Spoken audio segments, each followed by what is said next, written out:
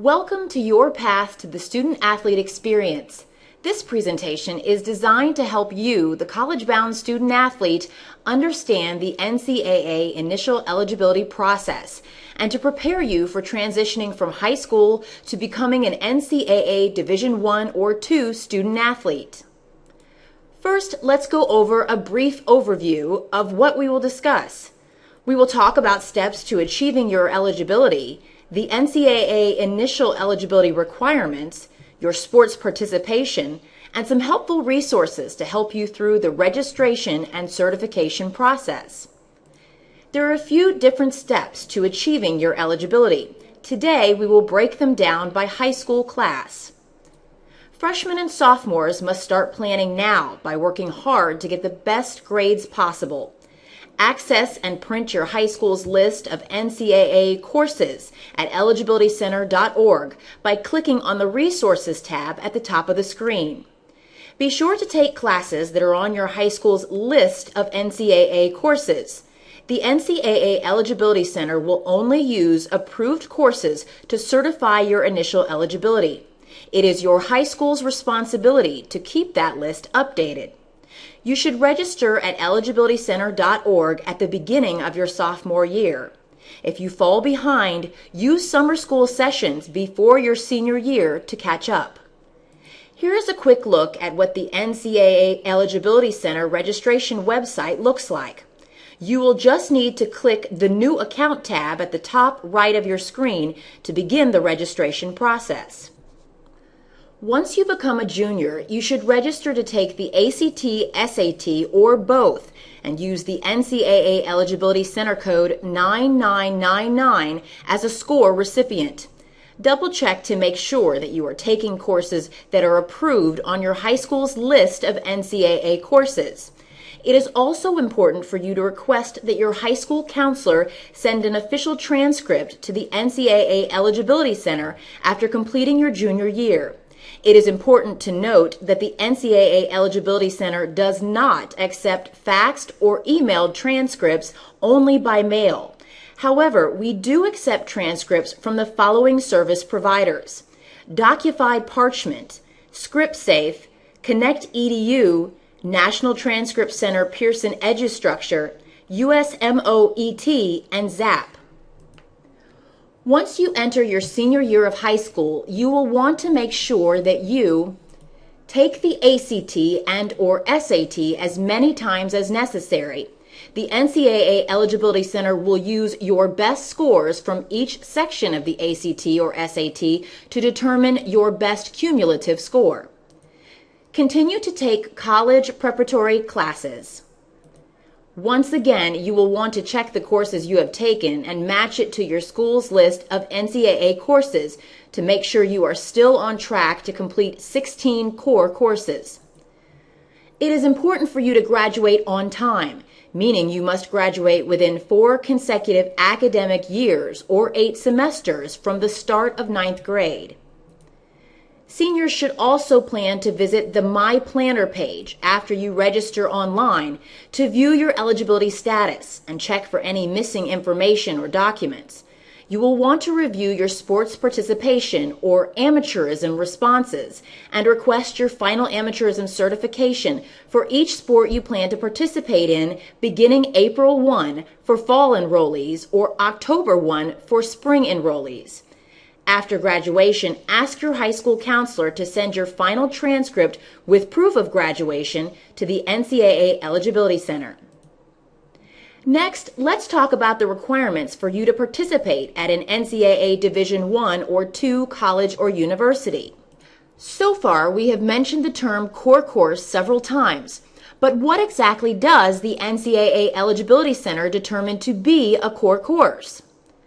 A core course is a course that qualifies for high school graduation in one or more of the following areas: English, mathematics, natural or physical science, social science, foreign language or comparative religion or philosophy, is considered 4-year college prep, is taught at or above the high school's regular academic level, for mathematics courses is at the level of Algebra 1 or higher, and is taught by a qualified instructor as defined by the appropriate academic authority. Now that you know what a core course is, let's talk about what a non-traditional core course is. Non-traditional courses are courses that are taught through the internet, online or virtual, distance learning, independent study, individualized instruction, correspondence, computer software programs, or taught through other similar means. There are many types of non-traditional educational programs available to high school students. When considering an online program, there are several things to consider. However, the following themes should be kept in mind. All non-traditional courses must include ongoing access between the instructor and student, as well as regular interaction for purposes of teaching, evaluating, and providing assistance. This may include, for example, exchanging of emails between the student and teacher, online chats, phone calls, feedback on assignments, and the opportunity for the teacher to engage the student in individual instruction. All non-traditional courses must have a defined minimum and maximum time period for completion. For example, it should be clear whether the course is meant to be taken for an entire semester or during a more condensed time period, such as 4 weeks. Non-traditional courses should be clearly identified as such on your high school transcript. NCAA rules require that all core courses are academic 4-year college prep courses, which means that courses taught through distance learning, online, credit recovery, etc. need to be comparable in length, content, and rigor to courses taught in a traditional classroom setting.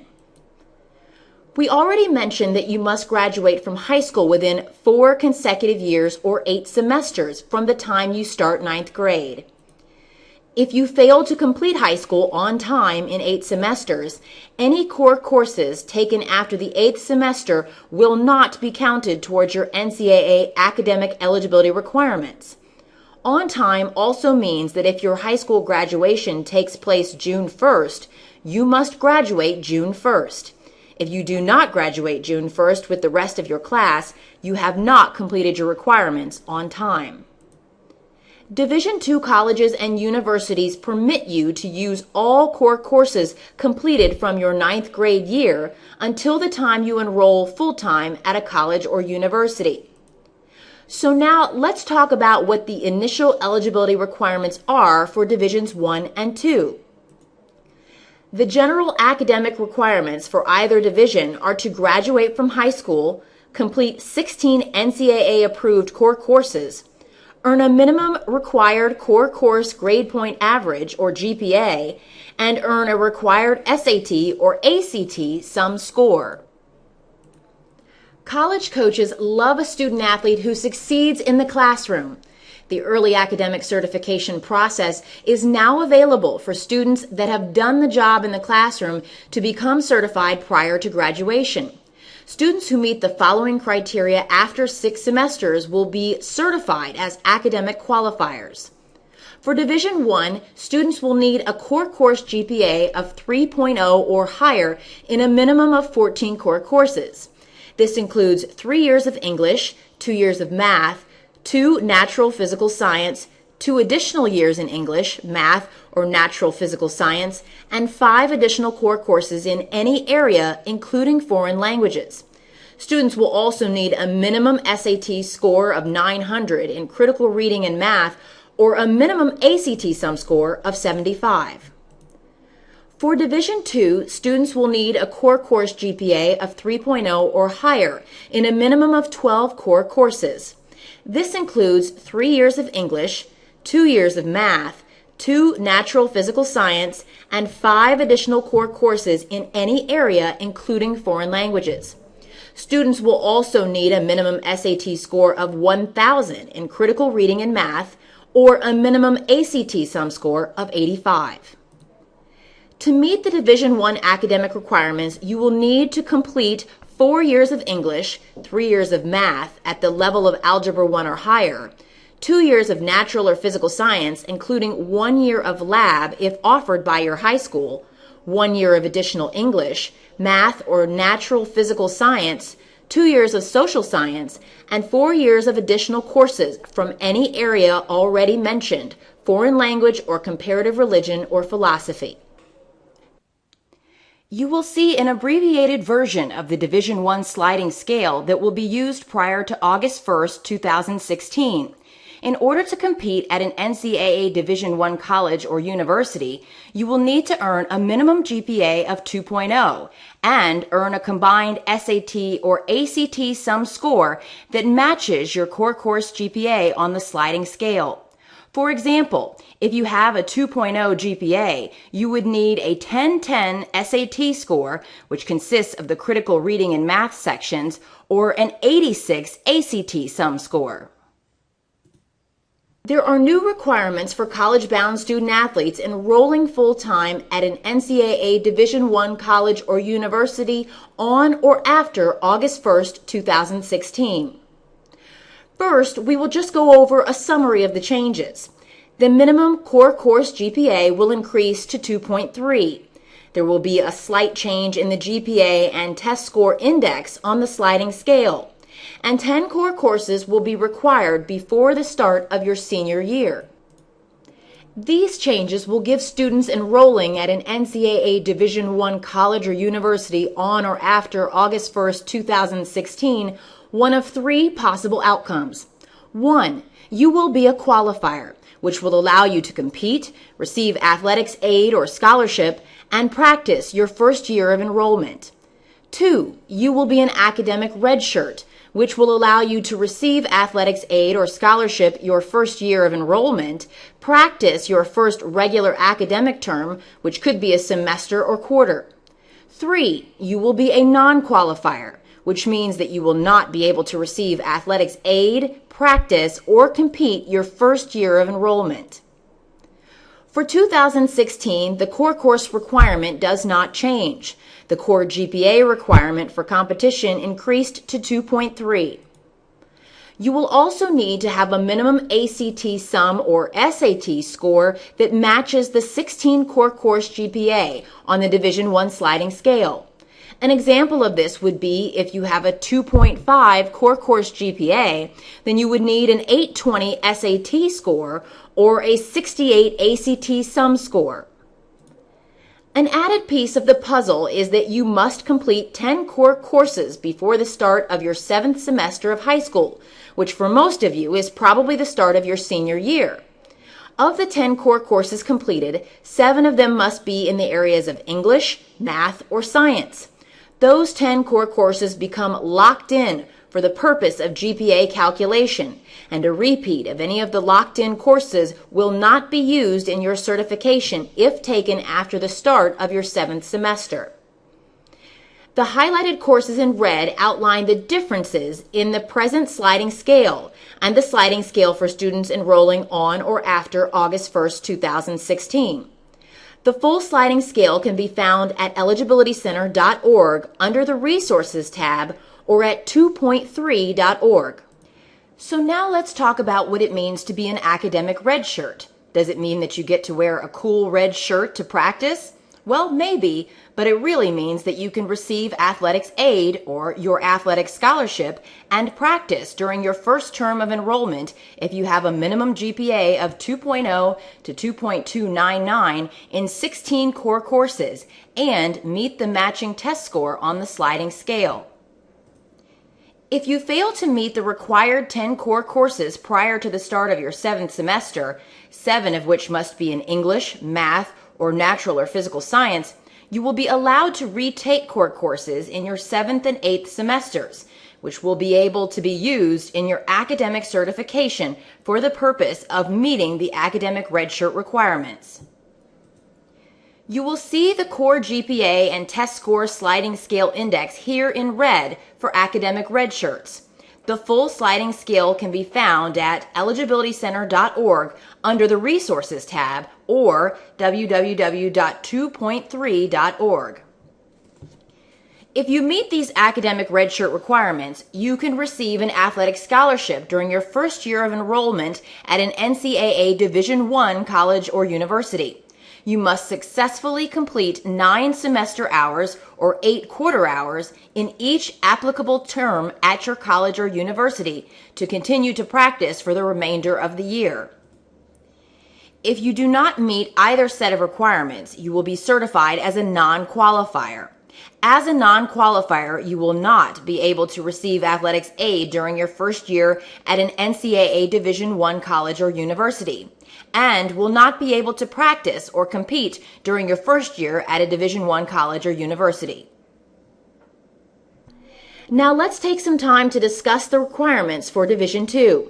You will need to complete 16 core courses for Division II, which will need to consist of 3 years of English, 2 years of math at the level of Algebra 1 or higher, 2 years of natural or physical science with 1 year of lab if offered by your high school, 3 years of additional English, math, or natural or physical science, 2 years of social science, and 4 years of additional courses, which can be from any area listed on this screen, foreign language, or comparative religion or philosophy.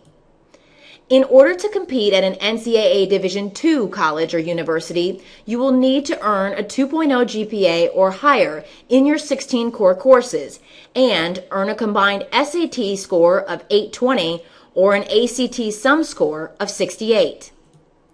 It's important to remember to select the NCAA Eligibility Center as a score recipient when registering for the ACT or SAT.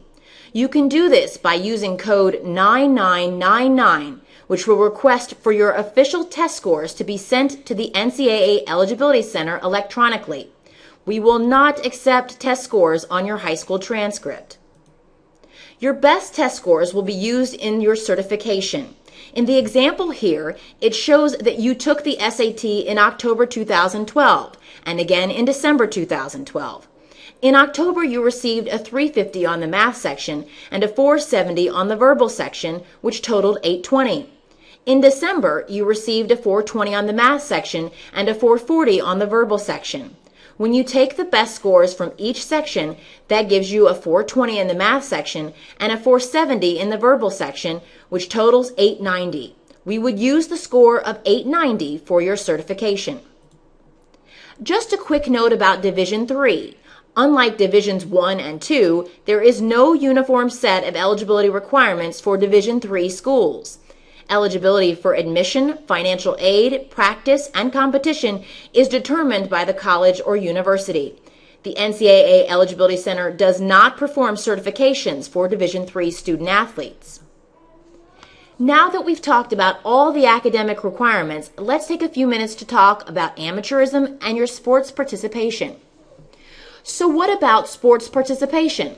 Well, it's one of the required sections of your NCAA Eligibility Center registration.